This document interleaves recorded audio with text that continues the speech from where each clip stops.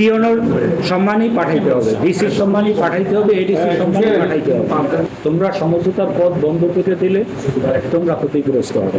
বরিশালে জোর করে এসএসসি ও ডিগ্রি পরীক্ষার্থীদের প্রবেশপত্র আটকে চাওয়া হচ্ছে অতিরিক্ত টাকা। এ ব্যাপারে কলেজ অধ্যক্ষ জানান, ডিসি, এডিসি, টিওনো সহ সরকারি কর্মকর্তাদের সম্মানী দিতেই নেওয়া হচ্ছে এ টাকা। ঘটনাটি ঘটেছে বরিশালের মেহেন্দিগঞ্জ উপজেলার সরকারি পাতারহাট আরশি কলেজে। কলেজ অধ্যক্ষ শহীদুল ইসলামের এ সংক্রান্ত একটি ভিডিও ভাইরাল হলে এলাকা জুড়ে শুরু হয় আলোচনা সমালোচনা।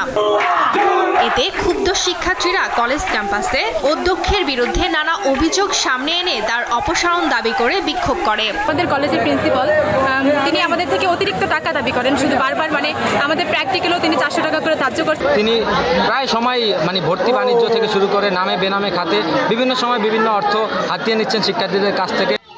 এর আগে গত বছর প্রধানমন্ত্রীর বিরুদ্ধে মানহানিকর মন্তব্য করার অভিযোগ ওঠে ওই শিক্ষকের বিরুদ্ধে। একটি নির্বাচনী উঠান বৈঠকে বেফাঁস মন্তব্য করেন তিনি। এছাড়া অফিস কক্ষে মাদক সেবনের একটি ছবিও সম্প্রতি ভাইরাল হয়েছে ওই শিক্ষকের। এসব অভিযোগের বিষয়ে বক্তব্য জানতে একাধিকবার যোগাযোগের চেষ্টা করা হলেও সাড়া পাওয়া যায়নি। তবে বিধি বহির্ভূত ফি আদায় করায় তার বিরুদ্ধে ব্যবস্থা নেওয়া হবে বলে জানান অতিরিক্ত জেলা প্রশাসক। ভারপ্রাপ্ত যিনি প্রিন্সিপাল মহোদয়, তিনি আসলে এই বিধি বহির্ভূতভাবে এই টাকাটি আমাদের শিক্ষার্থীদের কাছ থেকে নিচ্ছেন। তবে এই ক্ষেত্রে এখনও কোনো অভিযোগ আমাদের কাছে আসেনি। অভিযোগ আসার পরে আমরা আমাদের শ্রদ্ধেয় জেলা প্রশাসক স্যারের মাধ্যমে তদন্ত করে বিধি মোতাবেক ব্যবস্থা নেওয়া হবে।